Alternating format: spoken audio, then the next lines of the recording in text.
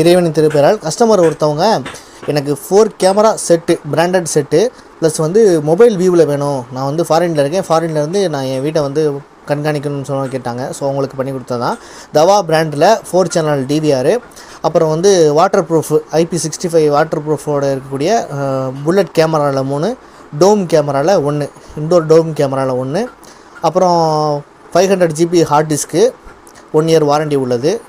அப்புறம் வந்து நம்ம மொபைல் வியூவில் பார்க்கறதுக்கு wireless 4G wireless router modem.